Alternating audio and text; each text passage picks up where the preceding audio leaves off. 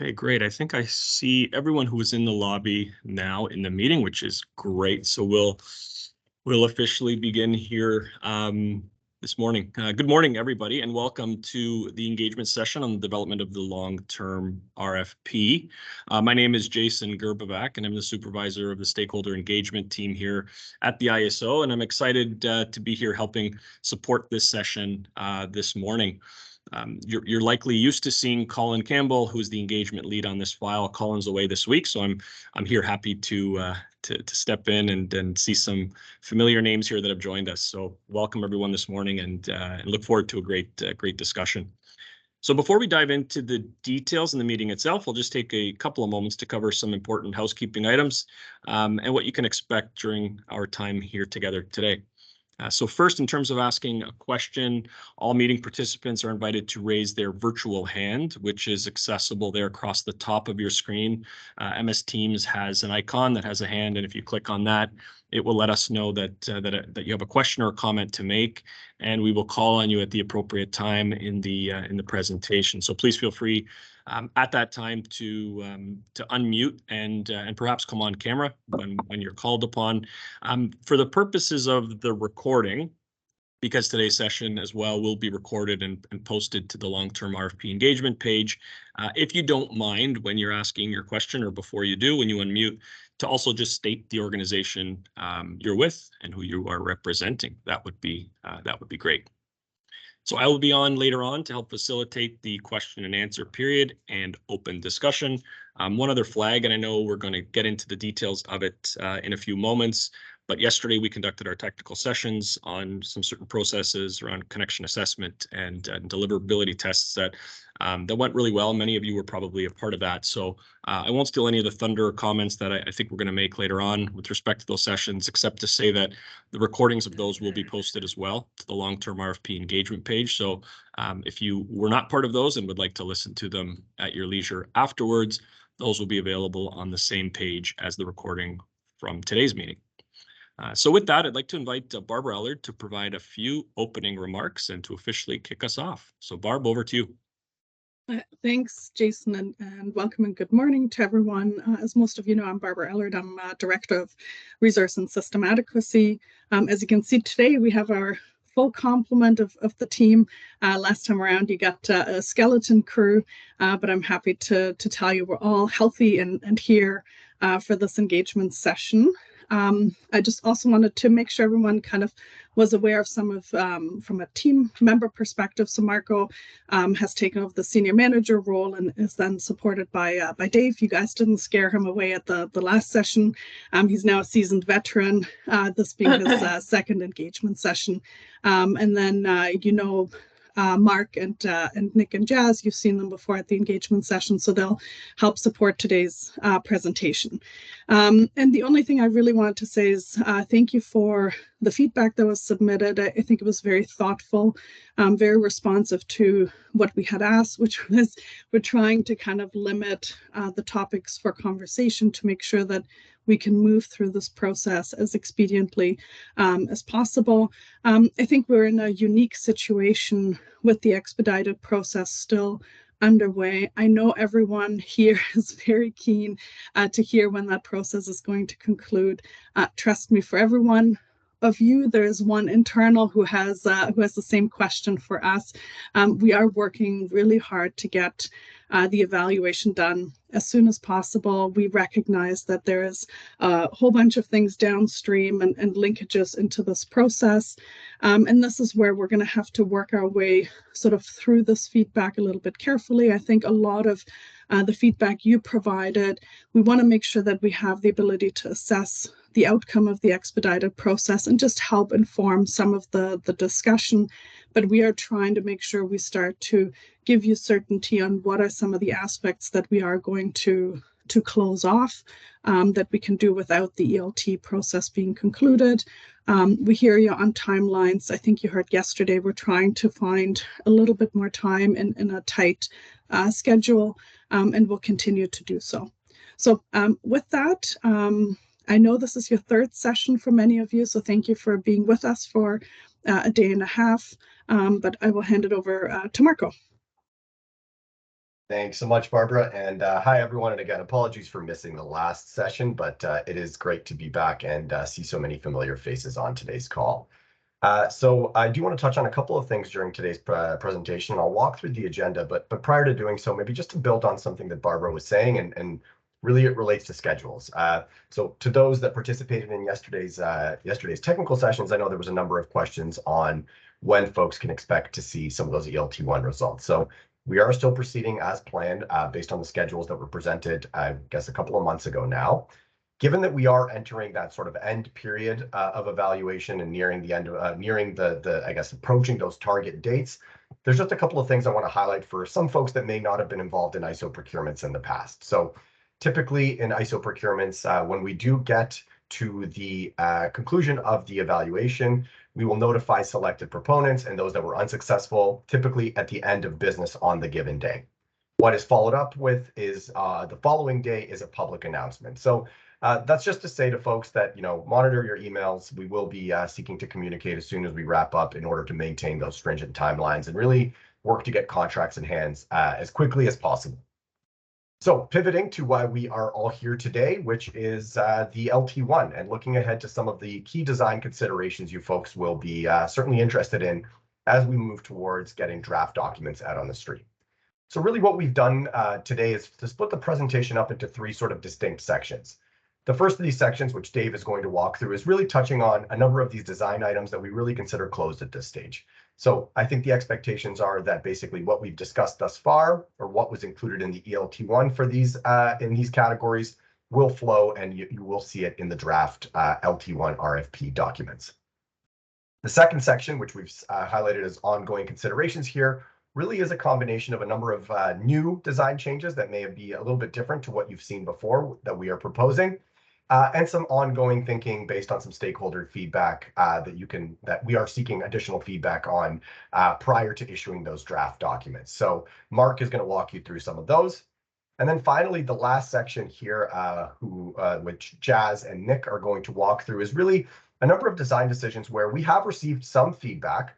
We're not exactly looking to reopen to have a broad discussion on, but we are acknowledging that they may be dependent on some of the results of the ELT1 RFP. So signaling really that these are still a work in progress based on some of those ELT1 results, in addition to potentially some targeted engagement with communities where that's applicable for some of these design considerations. So as I said, Nick and Jazz will walk you through those and I think provide a bit of an overview of what to expect.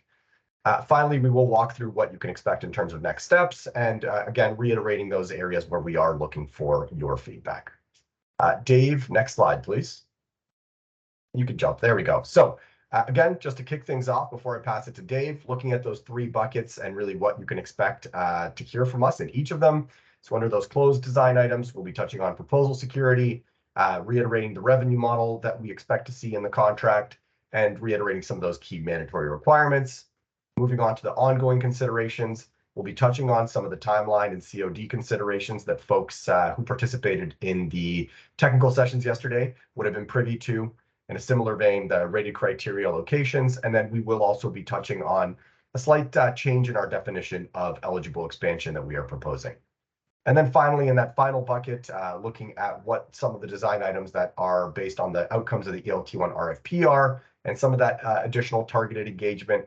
We'll be touching on community engagement, market rule changes, looking at the group award limit, looking at the duration rated criteria, the use of a number of the contract provisions, the MCIA and FSAF, and then providing a bit of an overview on the CIB and ITC. So without further ado, I will pass it off to Dave Barreca to kick things off. Hey, thanks, Marco. And hello again, everyone. Nice to be here a second time. So yeah, as Marco said, I just want to walk through fairly briefly some of the highlights of what we consider to be closed design items. And just to reiterate, I know we highlighted this fairly strongly the last time we met, but I think it's an important message, so I will do so again here.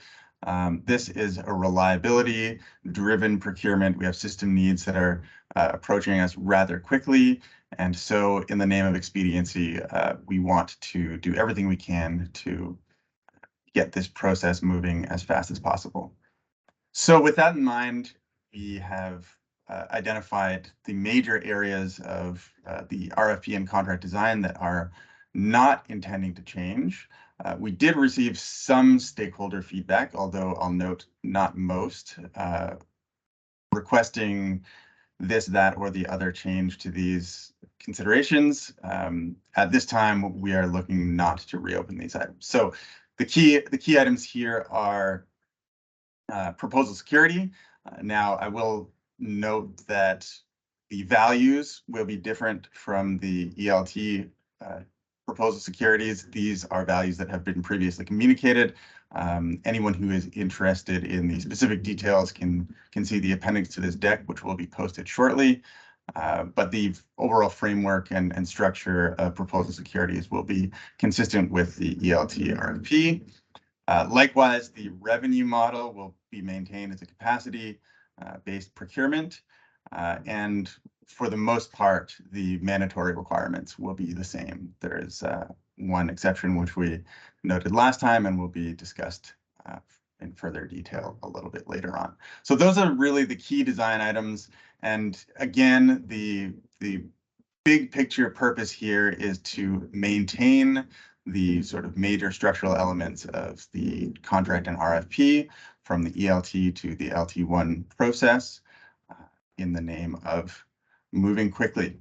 So with that, I'm going to pass it off to Mark, who is going to walk through some of the open considerations.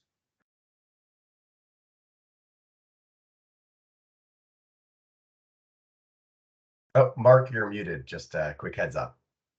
Classic. There we go. Hello, everyone. So as mentioned, I'll go through the ongoing considerations. So this is probably some of the areas that we received most of the feedback on. I'll probably get straight into it, given that Marco has given the overview of the slides. But beginning with timelines to COD. So yeah, to echo Barb and Dave's comments, thanks for all that feedback that we received. I believe there was 27 submissions. Most, as you can imagine, was on the procurement timelines and the commercial operation date.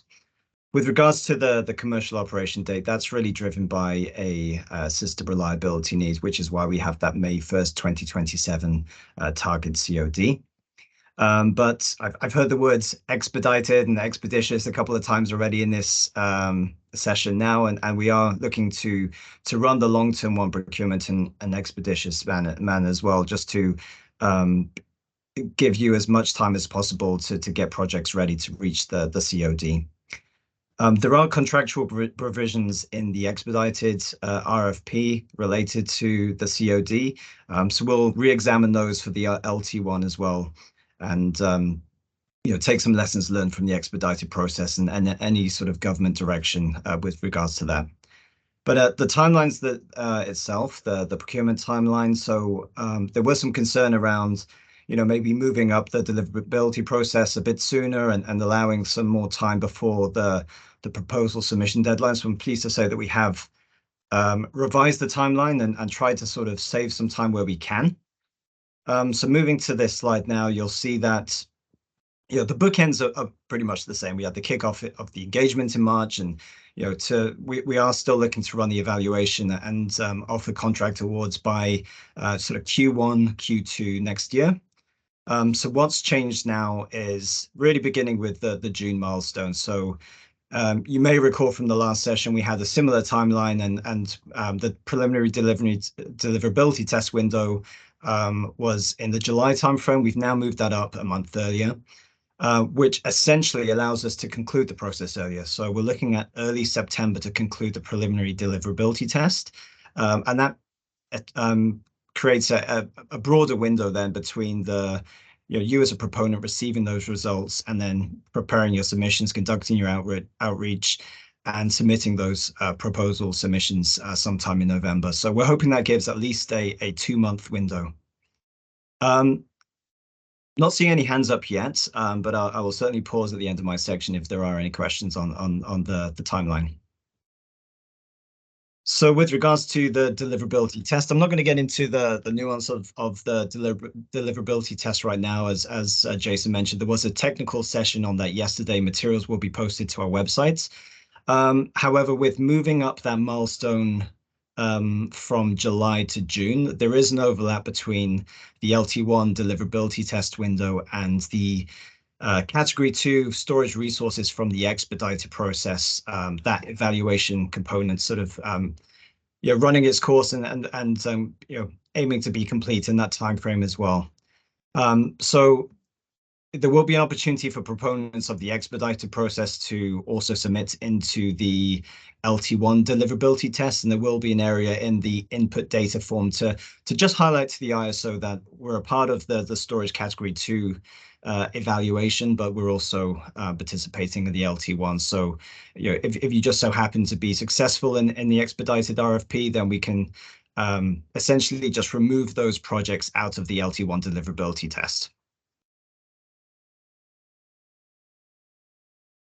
So eligible expansion. So this was the definition that we worked together with stakeholders on through the expedited process. And I think there's still some feedback with regards to an opportunity to broaden that definition further. From our point of view, it probably makes sense in terms of increasing the number of megawatts and competition in the LT1 process as well.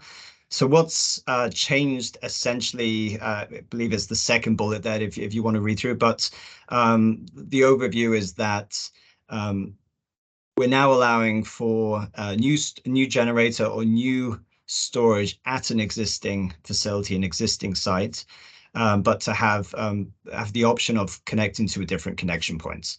So whereas previously we said must be separately metered, but using the same connection points, the nuance now is that you'll have the opportunity to still be separately metered, but have the option to connect to a different connection point. But importantly, currently within the same site boundaries of the existing facility. I will highlight that this is our proposal. This is certainly one area that we're looking to receive feedback on as we refine this for the long-term one process. And then very quickly on rated criteria within the scope of locational considerations. So those of you who attended the session yesterday would have got a bit of a precursor to this. We saw through the expedited process that having rated criteria points for those pockets of the province that we saw there was a high need within the 25 to 26 timeframe really drove participation in those areas. And that's something that we saw through the deliverability test submissions. So as a result of that, for the LT1, the crux of the matter is that there will be no locational considerations for rated criteria points for the LT1 process. So we see more of a provincial sort of global need. So yeah, that rated criteria for locational considerations will fall away for this procurement. But we will take this on a procurement by procurement basis. So whereas we see the provincial need now for the LT1, that's not to say in future procurements that those locational rated criteria points won't reappear. So there may be, as time sort of progresses in those future procurements that we may see these rated criteria points once more. And that's it. I will pause for questions now. Jason, over to you. Thanks so much, Mark, and Marco and Barb for those comments. So we will move to questions. Just a sec here. Okay, Tremor, you're first if you don't mind unmuting. Hey, everyone. Thank you for making time for us today. Just a couple quick questions on the ongoing considerations component. For the LT1, the timeline for the COD is envisioned as May 1st, 2027. Is there going to be an early COD multiplier similar to what was offered through the ELT1? Hi, Tremor. Yeah, that's a really good question. So I think it's something that we've communicated in the past would not be available for the long-term RFP. That being said, to Mark's point, I think we are still examining the COD concepts in the contract a little bit with a slightly, I think, open mindset to a certain degree. I think it's important to keep May 1st, 2027 as the COD date for the reasons identified, i.e. the system need emerging. That being said, we do really want to see the ELT1, run its course before we go and re-examine that. I think at this stage, we're not looking at a multiplier, but I will not close the door on any and all possibilities. It is something that we do want to make sure we see the results of the expedited process prior to making a final determination on. Thank you for that, Marco. Understood. On the deliverability test and the overlap with the ELT1 category 2, I raised this point yesterday. I'd just like to see some flexibility around the 10 project cap if we have projects that are being considered that are held up in the ELT1 category 2 process. We'd like to make sure that, you know, those processes allow for full development there. Yeah, and as I mentioned yesterday, Charm, I think that's really good feedback. Certainly something we will take back. You know, as you will note, to those folks that have been paying attention, we did post our draft guidance document for the deliverability testing process. There's a reason there's a big draft watermark on that document. You know, a lot of these decisions are a little bit in flight, and similarly, as we proceed with the ELT1 and timelines tend to sort of start overlapping, we will start finalizing things. But to your point, I think it's certainly feedback we will take back and consider. Thank you so much. Great, thanks for your question, Tremor. Next, Talmadge.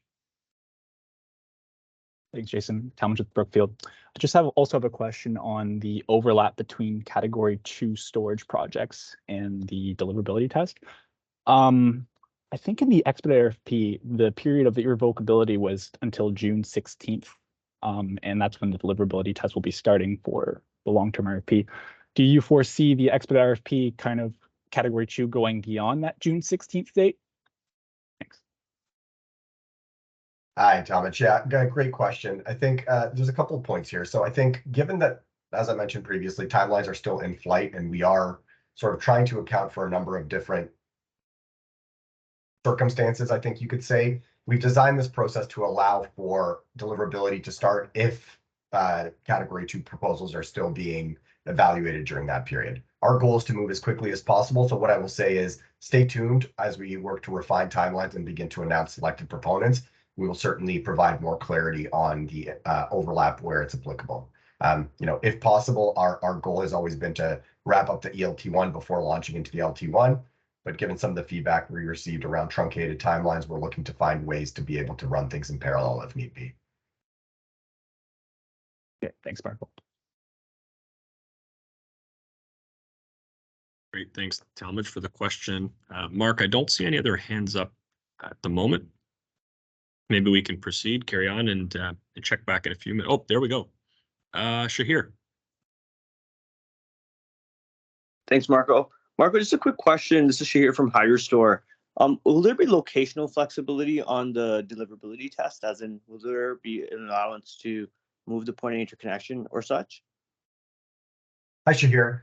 So in terms of the deliverability test, I think there is an important factor, which is we have to maintain the connection point for which you were tested in the proposal submission. I think that's crucial from a fairness perspective and also giving us assurances that, you know, the project was deliverable and as such is a valid proposal or deliverable but competing. What I will say is some of the locational limitations that you would have seen under the ELT1 from the deliverability test onwards, where we did have you identify the site, that is no longer active for the LT1, given that LT1 projects were not asked to be provided at the RFQ stage. So the point of consistency from your deliverability test to your proposal submission are connection point, and then obviously the maximum amount of megawatts for which you've been found to be deliverable needs to be the sort of the bookend, if you will, for your proposal submission. So the site location we're not taking a view on. However, the connection point must remain the same. Excellent. Thanks for that response. Okay, great. We have a few hands that have popped up, so we'll move to Aaron next. Yeah, hey, good morning. Thanks for the information. I'm just curious how some of the more recent announcements, specifically the Volkswagen and any ancillary component or downstream value chain investment on the manufacturing side will impact the demand in comparison to the contracts or in the ELT1 that have been awarded. And sort of part of that, I'm curious to understand if the bulk of those ELT1s in the southwestern portion of the province are renewables, so storage based, or are they generation? And I suppose I'm asking, so we're here today from the ag sector, from the greenhouse sector, and it seems that by removing the regional point system or the importance or allocation of points for where these projects could be located, perhaps is a signal that natural gas and cogen from CHP maybe is not going to be as favorable in the LT1. Perhaps I'm misreading that. Yeah, thank you for your question. So maybe I'll start. I'll do my best to mimic what I've learned from some of our planners, and then maybe one of my colleagues can jump in and correct me if I've made any mistakes. So I think the first item just to flag is the ELT1 is not complete. So I certainly can't prejudice the results of that procurement and speak to what we expect to be located where or which facilities will be awarded contracts. So I would say stay tuned on that. Obviously, to Mark's earlier point, given the locational preferences we indicated in that RFP, we did see a high volume of interest in terms of deliverability tests submitted in the regions we were targeting. And I think that gives us a certain amount of comfort that we will see facilities through this process, hopefully being built in some of those areas. In terms of demand profiles and how we are going to address them with some of the procurements right now, our planners are constantly adjusting their assumptions based on some of those announcements that you've mentioned, whether it's the growth of the greenhouse sector, new facilities such as the Volkswagen battery plant being added. And those are all factored into the needs that are provided to us when we go and design the procurements to address those needs. So as we move forward, and if more announcements are made or more economic growth is seen in certain pockets of the province, to the point that Mark made earlier, we will see the ability to adjust in other procurements in terms of whether there needs to be locational value or not. For right now, I think we are comfortable with the positions we've created for the ELT1 and LT1 in terms of addressing some of those province or global needs and some of the local needs under the ELT1. In terms of removing the locational criteria for the LT1 and whether or not that has an impact on different technologies, we certainly don't see it that way. We are still taking the same bifurcated approach to the LT1, where we will still have a non-storage category and a category and a storage category, pardon me. The only difference being that we will remove some of those locational preferences and allow for a more province-wide build out to occur. I'm not sure, Dave, or if anyone else wanted to add on to that. I think you pretty much nailed it, Marco. I'll just reiterate that, from experience, it does take some time to capture announcements of new loads into our planning models. Anything that's been announced so far is likely to appear in the next annual planning outlook, which should be out later this year. Although that's just my guess. I'm not going to commit them to anything. But the main idea is that we're hoping to stay nimble from a procurement perspective, and so whatever changes once the LT1 RFP is launched, we will be able to address in a future procurement. Thank you.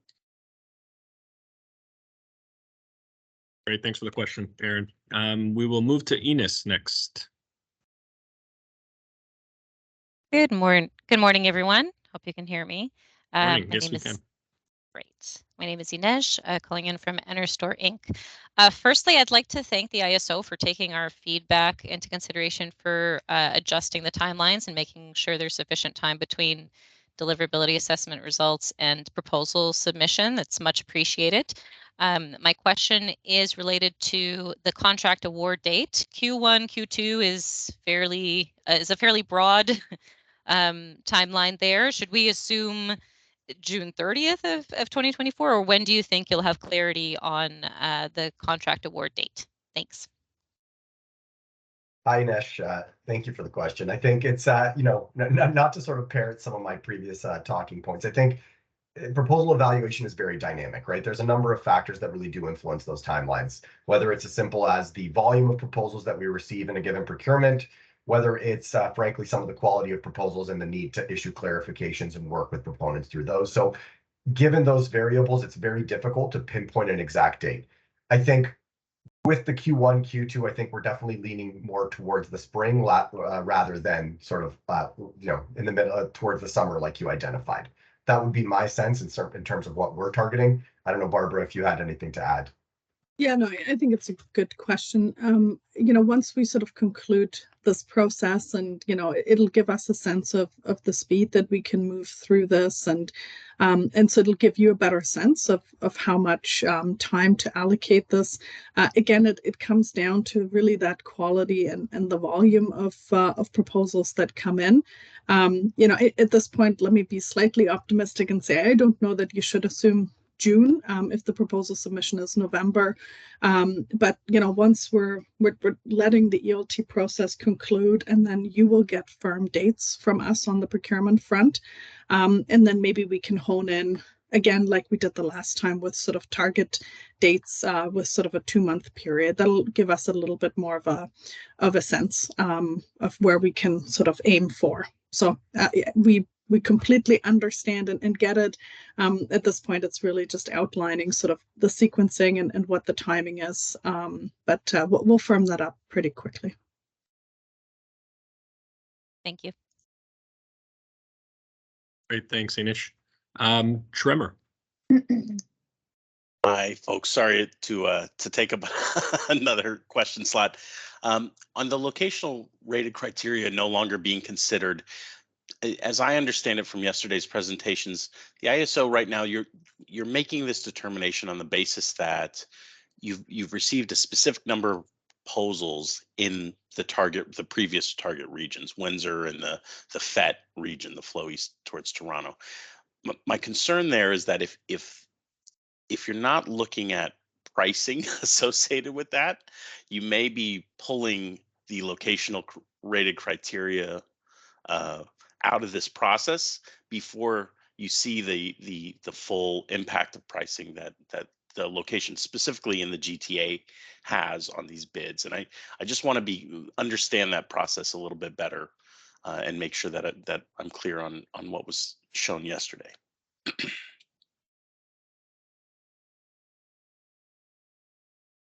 Maybe I'll jump in for Sure. for 2 seconds, and I wasn't able to attend most of yesterday, so maybe Marco can kind of steer and correct my my answers needed. I think this is one of those things where we are trying to balance your needs for clarity. I think one of the things that we've heard loud and clear was, give me as much certainty as possible. Obviously, locational drivers is one of that. You guys are looking for, where in the province should I locate with sort of our system requirements. And I think where we're sacrificing a little bit, right? In a perfect world, we should await until the ELT is concluded and then kind of have, assess where we need the generation or the storage, and then kind of come out with those results. But I think we've sacrificed that drive for perfection, for giving everyone certainty. And that is really based on what we have seen come in the process, that, we are comfortable to remove those rated criteria points to give you the certainty of, go find your site, find your connection points, and we're comfortable that I think we're going to be fine from a system perspective. So that's sort of how I would position it. Is we continue to make these calls between giving you guys certainty and driving for, sort of perfection and proper sequencing between the processes. So I don't know, Marco, if you wanted to jump in from tying this into yesterday's conversation. I think that's very well said, Barbara. And I think all I would say on top of that is, yeah, certainly there's an element here of wanting to move in a manner that, yes, not always perfect, but seeks to provide early information to help guide investment decisions and siting decisions. I would encourage folks to review the guidance document that was issued yesterday. It does speak to some specific findings from the ELT1 deliverability assessment and where there may be some constraints in the province based on the volume we received and what we saw during that actual testing process. So maybe I'll leave it there. Jason?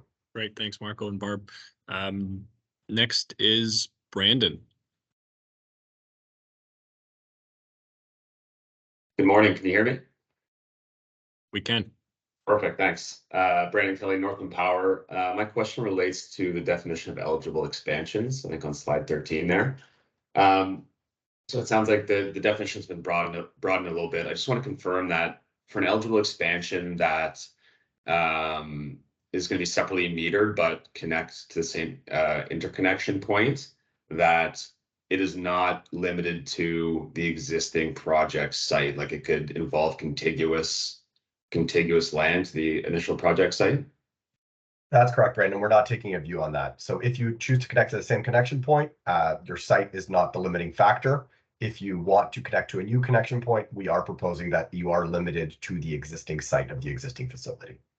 Okay, are you able to just expand on that a little bit and perhaps speak to maybe why a contiguous site would not be eligible?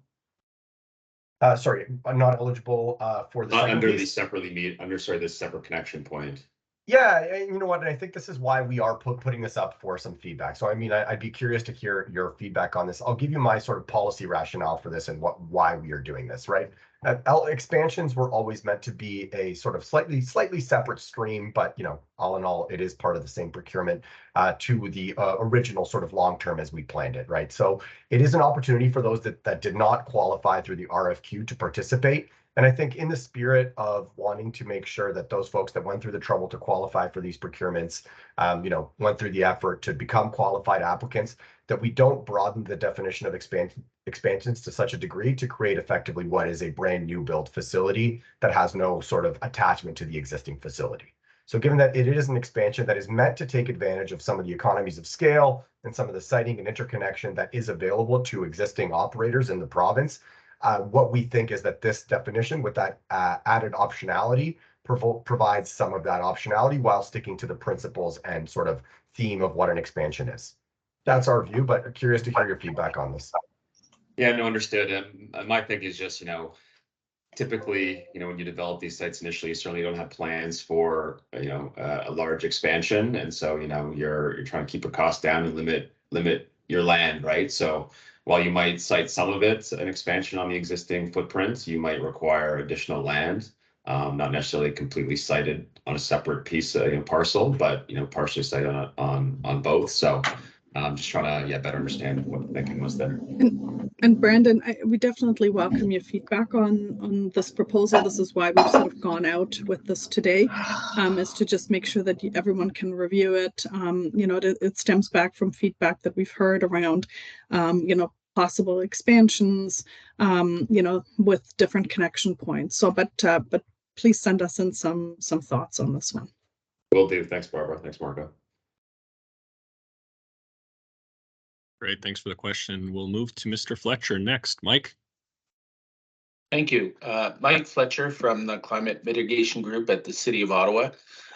Just with regard to the locational criteria points, you know, possibly coming back if required in a subsequent procurement.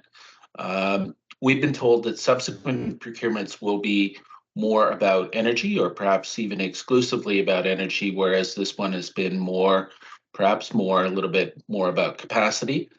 Are you not concerned that exercising and achieving required capacity in certain areas will be more difficult with a strictly energy procurement?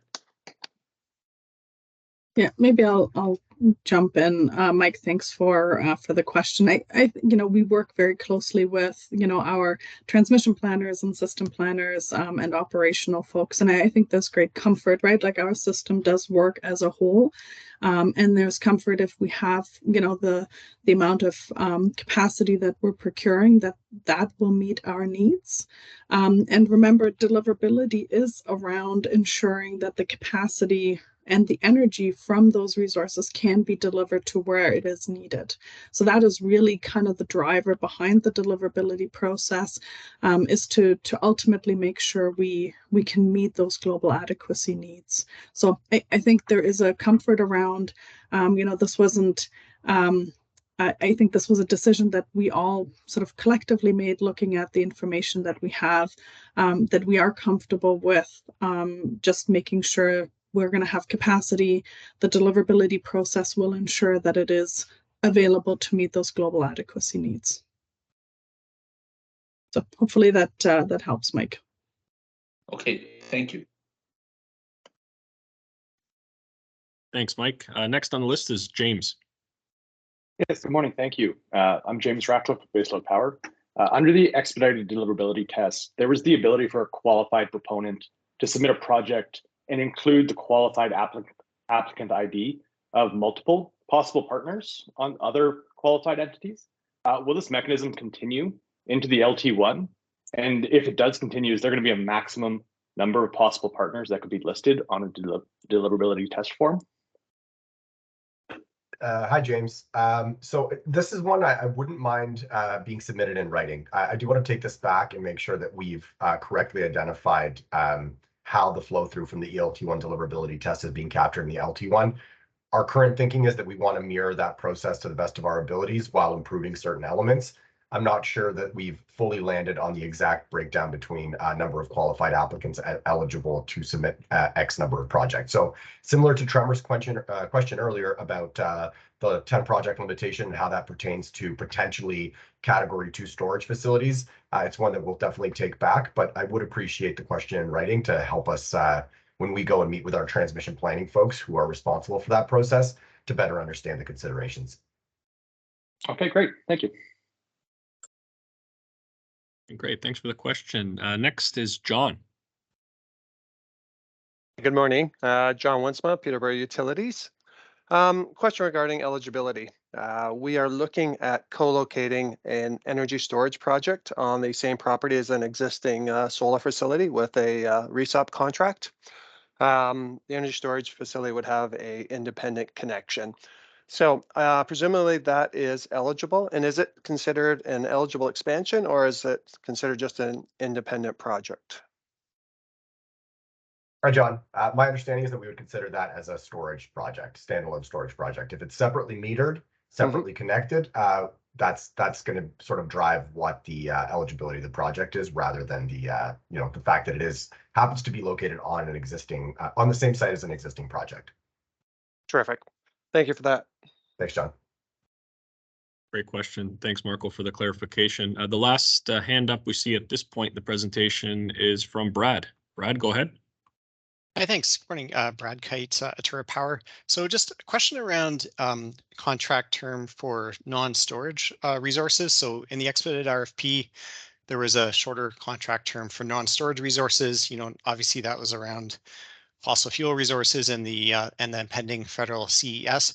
But what about for, like say a generation resource that doesn't use fossil fuels? Is there a way to provide, say the same contract term as for storage resources? Hi, Brad. Sorry, it took me a while to find the unmute button there. So I think this is a question that actually might have come back in writing, and certainly one that we are going to take back. You will recall that the 2040 term length limit was provided to us via a directive. So any questions around that modification to that directive, or sort of the eligibility that directive would be applicable to, is something that we do need to probably take back and discuss with the government as well. So certainly one that we will look to answer for you in due time. I don't know, Barbara, if you had anything to add. Must be the finding the mute button. So no, Brad, I mean, continue to provide us with that feedback. It is one of those things that we do have to move in coordination with the policy objectives there. So if you can provide us any more specificity around this, so that we can have those conversations, I think this would be helpful. Thank you. Great, thanks. Okay, actually, we have one additional question from Tarek. Go ahead, Tarek, if you can unmute. There you are. Hello, Tarek Arid. I'm with 2G Energy Corp. I just wanted to actually piggyback on that directive topic. If we're talking about the natural gas generation, but the engine itself is hydrogen capable, how could that possibly play into this deadline about this 2040 issue, and possibly change anything there with the government? Hi, Tarek. So maybe without commenting on sort of government policy rationale or policy making, what I will say is that our contract, the ELT1, at least that it's out there right now, does have certain provisions that speak to GHG abatement and how those interact with that 2040 or 2035 timeline. So I would encourage you to review those. But again, in a similar fashion, for us to be able to answer some of these questions, Obviously, there needs to be some discussion with the government, but I do think we need some more specificity in terms of the actual nature of the project in question in order to have a little bit more of a meaningful conversation around it with the relevant policymakers. Thank you. Great, Tarek. Thanks for the question. Next, Sal Vittore. There's a name we recognize. Sal, go ahead. Hey, folks. Good to see you. Sal Providenza, Northland Power. I was just wondering if the ISO was aware of existing federal regulations, the physical activities regulations, that restrict the size of expansions based on existing facility size. Yeah. Hey, Sal, nice to hear from you from the other side. Yeah, no, we are aware of those restrictions, but we would look to obviously proponents to make their own decision around what they want to propose, based on kind of the timeline and the restrictions that we have in this procurement. So, I don't know that we're going to provide any more prescriptiveness around it, but we are definitely aware that that is a limiting factor that I think proponents are very carefully considering. Yeah, I was just wondering if the ISO or even the government of Ontario might have a voice on that, just to make sure that we get to our procurement targets. Yeah, I mean, I think that we are working sort of on providing our feedback to the feds, and so yeah, this is definitely something for us we're keeping on top of. Okay, thank you. Great, thanks for the question, Sal, and Barb for your help with the answer. So I don't see any other hands up now. I believe we're moving to Nick, to the next section of our slides on the pending design. Just see if I can advance it. Oh, you have control, Nick? Yes, I just took control. Okay, great. Okay. All right. So good morning, everyone. Myself and Jazz are now going to finish things off by highlighting some of the design decisions for the LT1 RFP that are still pending, that we expect to land on following the final results of the ELT1 RFP. So I'm going to touch on community engagement, market rule changes, and group award limits, and then I'll pass it over to Jazz for the rest, and then we can reopen the floor for questions and further discussion.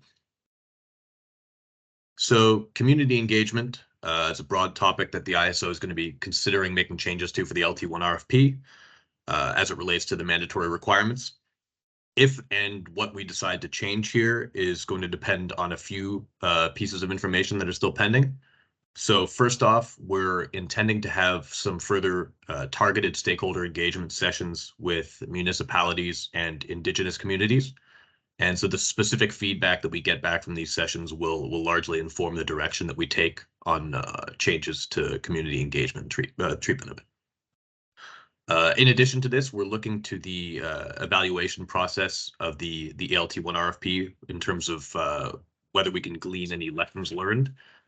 So essentially, do we feel like the requirements that we included led to the intended results or adequate community engagement?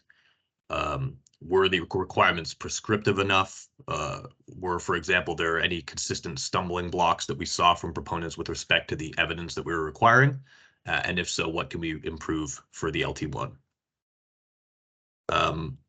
In the last stakeholder session that we had on March 28th, we specifically solicited feedback on the idea of making the evidencing of municipal council support resolutions mandatory prior to proposal submission. And so this is something that we received a good mix of feedback on. However, a lot of the feedback that we got from stakeholders indicated that given the tight LT1 timelines that we're suggesting, basically obtaining a municipal support resolution mandatory prior to proposal submission is going to be very difficult for most people. And we saw a lot of people recommending that we basically keep the same requirements that we used for the LT1 or the ELT1 RFP rather. And that is to say, allowing the evidencing of municipal support during the contract phase. So we hear your feedback on this one, and we will be taking it into account as we continue discussions on the matter with the Ministry of Energy and continue engaging with municipalities on the matter. So we haven't landed on this yet, But stay tuned. We hear your feedback on this, and we will be keeping it in mind as we progress with discussions with the Ministry of Energy. So next up, we have the idea of protection from market rule changes. This was kind of a hot topic during the design phase for the ELT1 contract. And we've seen a number of stakeholders essentially reiterating the feedback that they submitted as part of the ELT1 engagement for the LT1. So this is a topic that the ISO is not intending to reopen from a broad design standpoint. However, we may consider making refinements to the existing provisions based on specific feedback we receive. Again, this is something that from a timing standpoint, we don't anticipate finalizing until after we've concluded the ELT1 evaluation. And it's not something that we're looking at, drastically redesigning, but we are open to making refinements to specific parameters under the existing framework. And lastly, from my part, another request that we've seen from several stakeholders is that we re-examine the maximum project threshold of 10 projects per qualified applicant, as well as the group award limits. So that's the 600 megawatts of maximum contract capacity across all proposals in the storage category, and likewise 400 megawatts in the non-storage category. So this is another issue where we're waiting to see the actual results of the ELT1 RFP. We want to look at some actual data in terms of the number of projects that came in per qualified applicant and the sizes and technology split of these proposed projects, and see if we can glean further insights into justifying changing these limits. But it's something that we are considering. So with that, I will hand it over to Jazz. Thanks, Nick. All right. So rated criteria, duration. So the LT1 is procuring capacity because of a reliability need. Part of that reliability need includes a preference for longer duration resources, much like it was for the ELT1. We are considering modifications to the duration rated criteria based on stakeholder feedback, but we are looking to the outcomes of the ELT1 to further inform our decision.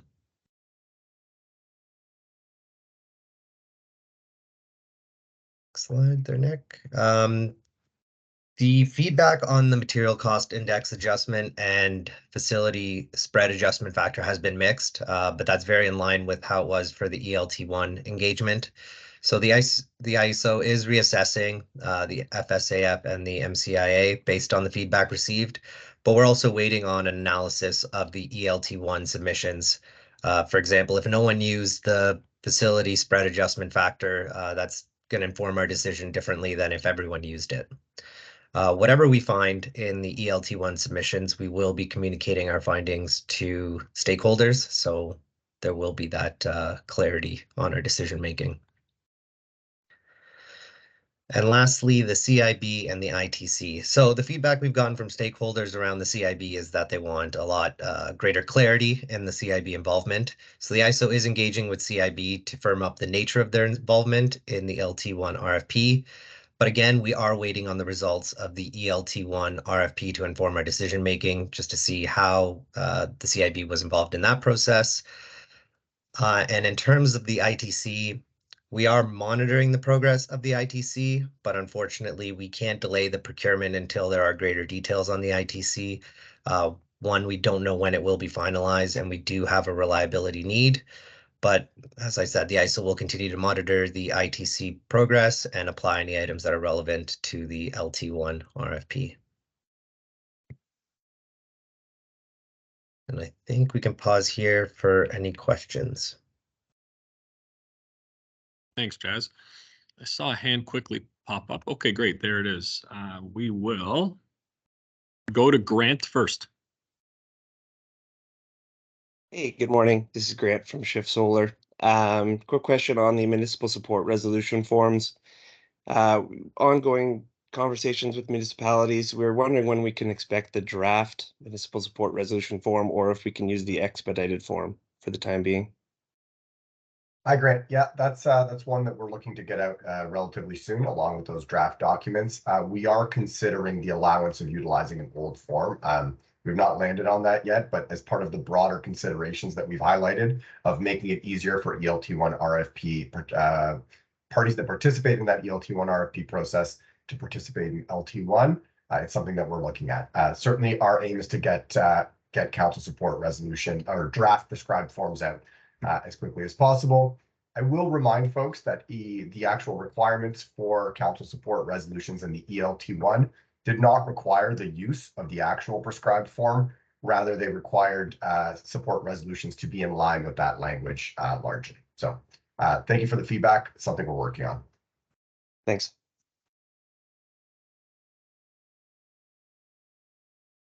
Great. Next, we have a question from Shoshana, I believe. And sorry if I've mispronounced that. No, all good. Any pronunciation's fine. Shoshana from Invenergy. Sorry, comment sort of in that same vein about the municipal resolution documents. Like the sooner they get out, the easier it will be to get those passed before submission, right? And then like the more it's delayed, the more difficult it becomes.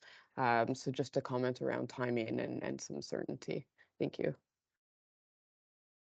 Hi, Shoshana. It's good to see you again. And yeah, absolutely. Message received. We'll try to move on that as quickly as possible.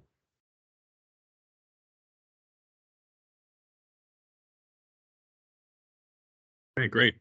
Thanks, Shoshana. Next, we have Shivani.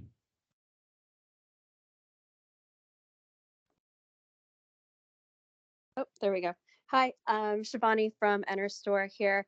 I heard, and just a timing question as well, I think I heard that the limits on the number of proposals and the number of megawatts for projects will be finalized following the ELT1 finalization. So just wondering timing though, in terms of the deliverability test, since that will be before, will there be guidance on any limitations on what can be submitted to the deliverability test and when we can expect that? Hi, yeah. So I think similar to the point that I made earlier, given some of the sort of the parallel nature of some of the initiatives that we're undertaking, our aim is to get this information out as quickly as possible. I think the group award limit is maybe slightly different than some of the deliverability considerations in terms of maximum number of projects. As you can imagine, I'm purely hypothesizing here, but somebody could submit 10 projects in excess of the group award limit for deliverability, understanding that they may not submit all of them. What we're looking at is under that group award limit, if you want to potentially increase or modify the number of megawatts that a single proponent can be awarded under the procurement. So while there is some connection between the two, and obviously we are trying to move as quickly as possible, I do want to highlight that slight difference in approach.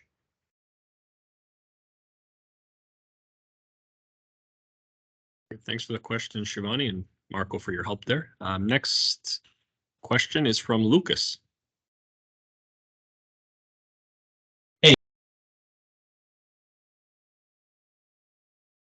Hi, Lucas. We heard you for a second and then we lost you. Can you try again? Microphone went off. Good morning, everyone. Lucas Semple, under Sun Acres Green Energy. Just regarding the municipal support resolution. So I see that you're still considering whether it will be made mandatory or not. But will the resolution being submitted with the proposal, is there still rated criteria points for submitting the resolution with the proposal, or will that be removed if it's made mandatory?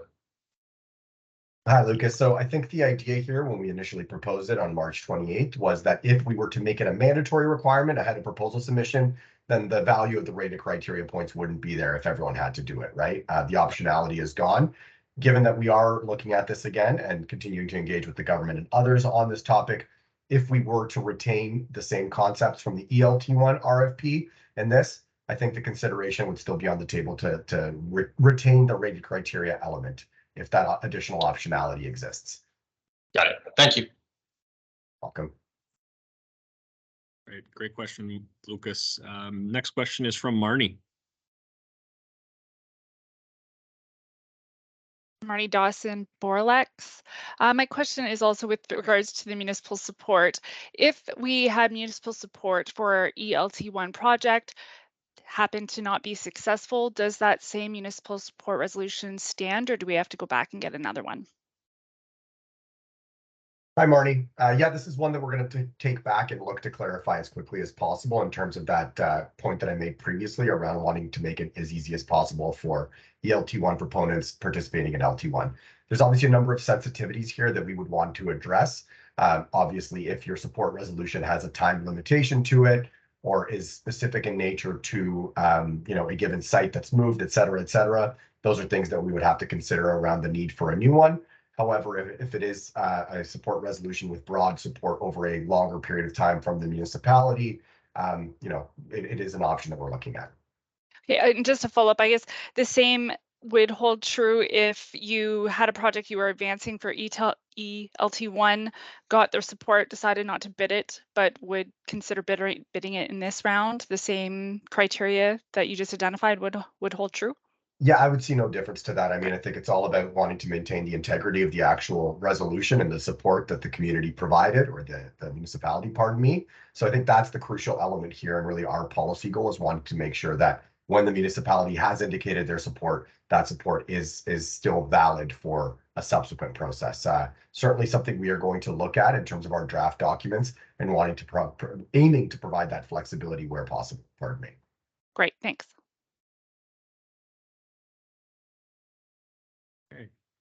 Thanks for the question, Marnie, and great questions around the municipal council resolutions and good discussion. So, Dave, I don't see any hands up at the moment. Wonder whether we want to proceed. Oh, okay, there we go. In my slow, awkward transition, another hand has popped up. So, Shiaho, hope I got that right. Go ahead.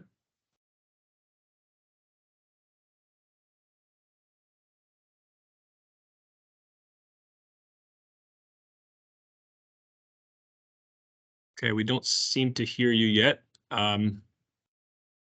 Perhaps give it another second, but if not, we can move on and come back to you in a few moments to see if your microphone is working. Yep. Okay, great. Dave, are you okay to take control and to move us to the next section of the presentation? I'll keep my eye on the hands as they come up.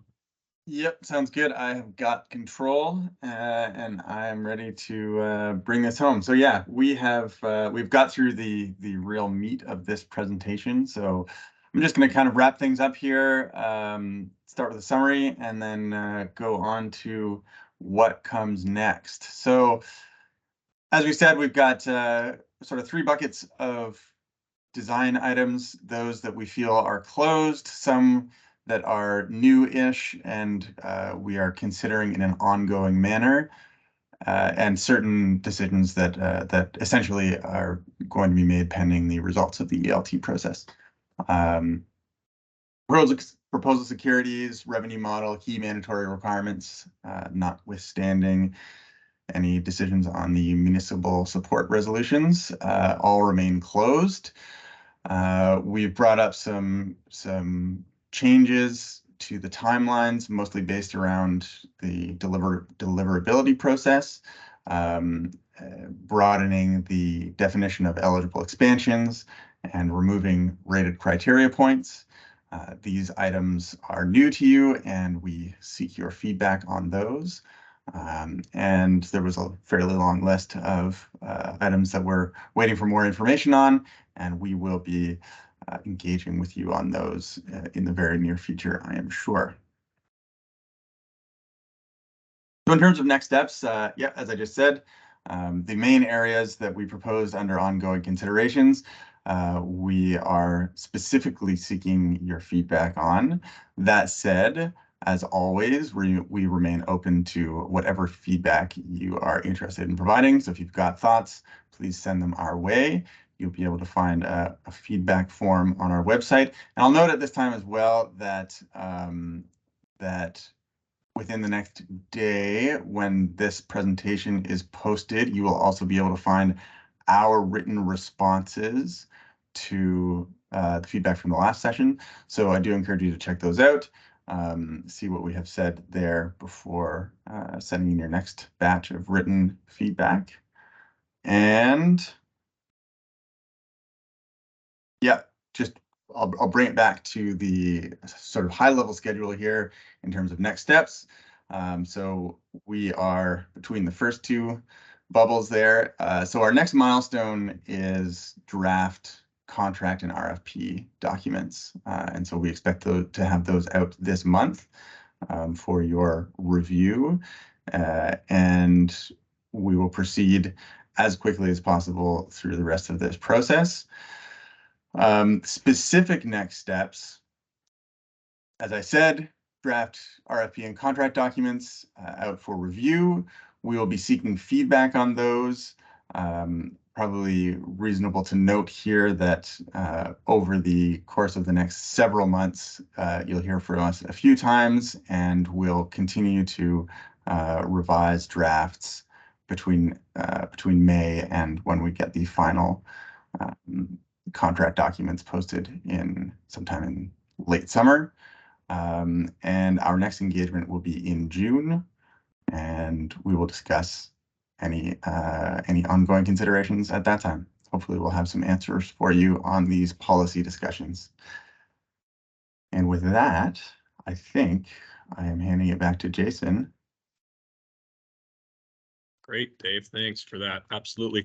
And I think this is our truly final slide, or definitely within the next steps section, just to sort of augment what Dave walked us through. Feedback from today's meeting with respect to the RFP process and design considerations is being requested by Thursday, May the 18th. So we will have a feedback form posted to the website, where you'll also be able to find the recording of today's session and other meeting materials that were used for today. So Thursday, May 18th is our feedback deadline request for folks from today's information shared. A draft long-term 1 RFP and contract will be published for stakeholder review by the end of this month, as Dave just mentioned. Any and all feedback and questions, perhaps even to support feedback, if something needs to be clarified in advance of your feedback, any communication like that can come to the engagement@iso.ca, and we'll make sure we triage it appropriately to these fine folks from the long-term project. And of course, as mentioned again, and was shown on the last slide, engagement on the long-term 1 RFP will continue in June, and the dates for that will be shared with stakeholders shortly. So I'll take a quick look to see if there are any questions at this time on perhaps anything that was mentioned today or discussed, or things that you might want to ask or add before we adjourn a little earlier than expected. So I'll just pause for a moment to see if there are any questions from participants.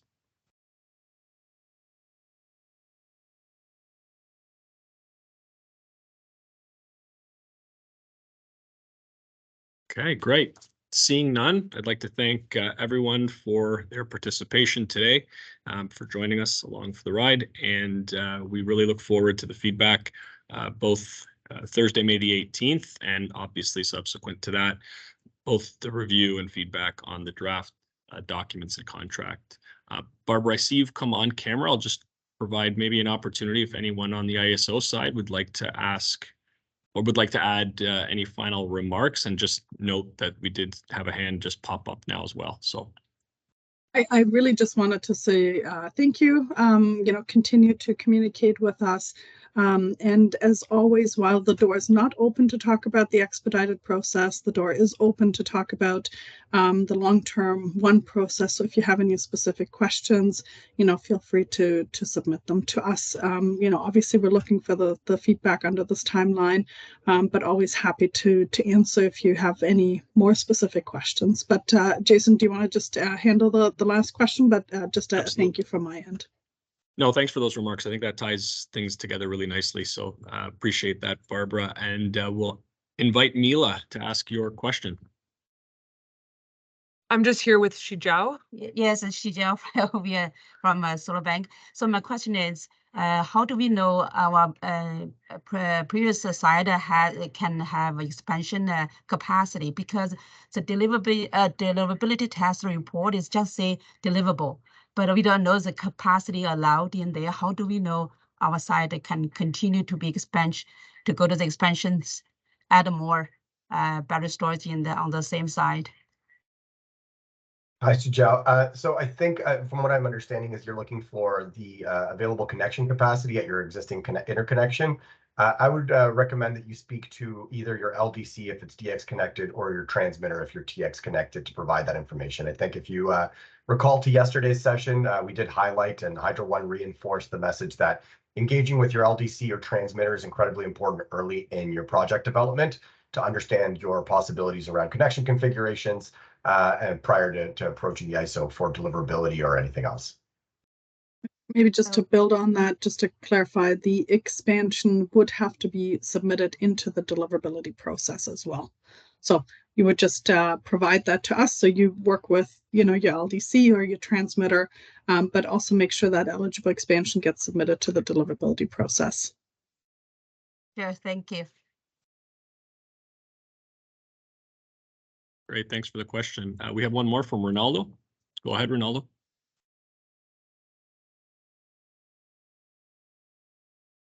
Ronaldo, you're on mute. Oh, sorry. Now That's here okay. you go. Ronaldo from Foventos. My question is about what you guys are expecting or about for storage projects, regarding the degradation capacity, if the capacity should be fixed and then the project should do the augmentation, or it will allow a degradation capacity along to the lifespan of the project. Yeah, Ronaldo, that's a good question. It was one that I think we spent a lot of time on last year when we engaged on the LT1. So a couple points there. I don't want to just completely speak off the cuff, so I would encourage you to review the ELT1 contract. There are specific provisions in that contract that speak to degradation. My recollection, and it should be fresh, is that we will allow suppliers to actually restate their contract capacity a number of times during the life of the contract. I believe it's 3 or 2, in order to be able to account for the degradation that's expected. So review the provision in detail, send us any questions you may have, and then we can answer those in more detail than I'm able to provide sort of off the cuff here. Okay, thank you. Thanks, Ronaldo. Great, thanks, Ronaldo. I don't see any other questions, so with that, I'll maybe truly bring us home and thank everyone again one last time for your participation today. And again, look forward to this recording being posted on the long-term RFP engagement webpage. And so with that, I'd like to thank the ISO presenters as well as all participants for your time today, and have a great rest of your day. Bye, everybody. Thank you. Thanks, everybody.